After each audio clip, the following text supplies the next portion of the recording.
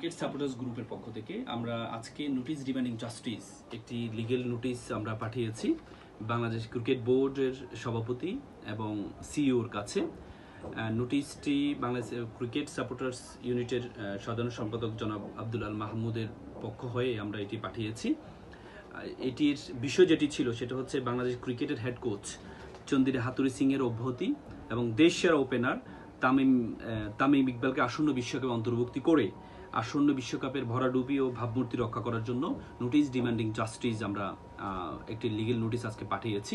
আপনারা জানেন সাপোর্টাররা আছে বলেই বাংলাদেশ ক্রিকেট বেঁচে আছে, সাপোর্টারদের সাপোর্টের কারণেই ক্রিকেট বেঁচে আছে।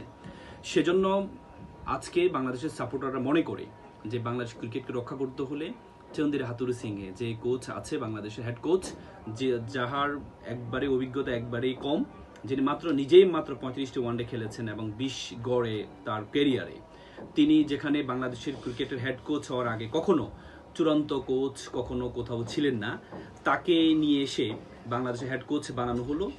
এবং সাপোর্টার্সরা, আমার ক্লায়েন্টরা মনে করে যে তাকে হেড কোচ বানানোর পেছনে উদ্দেশ্য হচ্ছে এখানে কোনো কমিশন বাণিজ্য আছে, এজন্য তাকে হেড কোচ বানানো হয়েছে। আমরা এশিয়া কাপে ভরাডুবি দেখেছি, বাংলাদেশের ভরাডুবি হওয়ার পরেও আমাদের এই বোধগম্য হয়নি যে অভিজ্ঞতার কোনো বিকল্প নেই। বড় কোনো আসরে অভিজ্ঞতা খুবই প্রয়োজন, সে অভিজ্ঞতার কোনো বিকল্প নেই।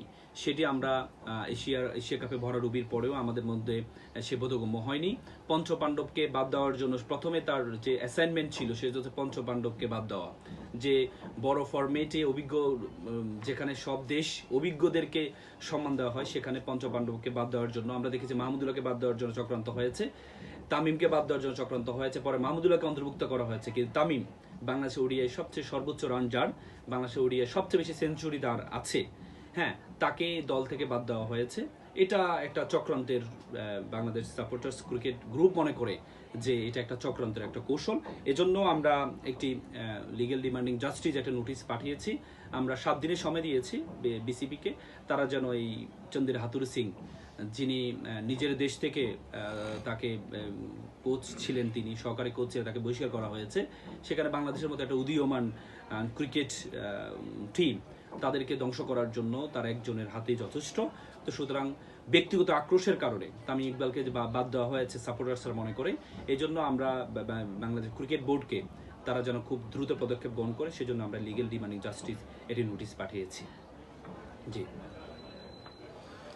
জি, আমরা যারা বাংলাদেশ ক্রিকেট টিমকে আমাদের প্রাণ দিয়ে ভালোবাসি এবং বাংলাদেশের খেলাগুলো আমরা উপভোগ করি, বাংলাদেশ ক্রিকেট টিমকে সবসময় সাধুবাদ জানাই এবং আমাদের দোয়ায়ও সবসময় বাংলাদেশ ক্রিকেট টিমের উজ্জ্বল ভবিষ্যৎ আমাদের কামনা থাকে।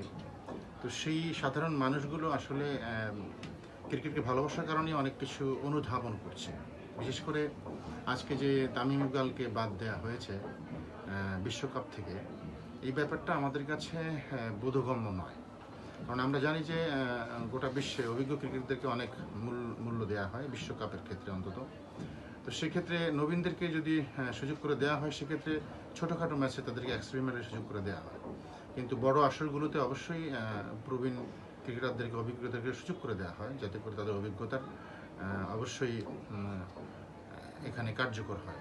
তো সেক্ষেত্রে আমরা একটা জিনিস খেয়াল করছি যে হাতুড়ি সিংহে, মূলত আমাদের মূল সংক্ষিপ্ত কারণ হচ্ছে হাতুড়ি সিংহে। উনি বাংলাদেশ ক্রিকেট দলের কোচ হওয়ার পর থেকে আমরা আসলে বাংলাদেশ ক্রিকেট দলের কোনো ডেভেলপমেন্ট দেখছি না, বরং পতনের দিকেই যাচ্ছে। যেটা একটা সময় ওয়ার্ল্ড র্যাঙ্কিংয়ে বাংলাদেশ 5 নম্বরে ছিল, এখন পর্যায়ক্রমে সেই র্যাঙ্কিং থেকে তারা পিছিয়ে পড়ছে।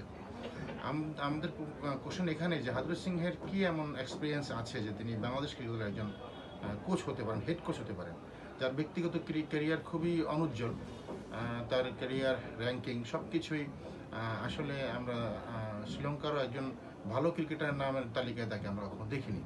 তো এমন একজন ক্রিকেটারকে বাংলাদেশ দলের কোচ করে রাখা দীর্ঘ সময়ের জন্য আমরা মোটেও যুক্তিসঙ্গত মনে করি না। এর পেছনে আমরা মনে করি যে অন্য কিছু আছে। সেটা যাই হোক, অন্তত আমরা মনে করি যে বাংলাদেশ ক্রিকেট দলের মতো একটি দলের যোগ্য কোচ হাতুড়ি সিংয়ের নন। তার কোচিং কোনো ক্যারিয়ার নেই, অতীতের কোনো ভালো রেকর্ড নেই এবং তার প্লেয়ার হিসেবেও কোনো ভালো ক্যারিয়ার নেই। তো সে কারণে আমরা সংক্ষুব্ধ সাধারণ মানুষ যারা বাংলাদেশ ক্রিকেটকে ভালোবাসি তারা এই ব্যাপারটার জন্য বাংলাদেশ ক্রিকেটকে ভালোবেসে আইনের আশ্রয় নেওয়ার জন্য এখানে এসেছি।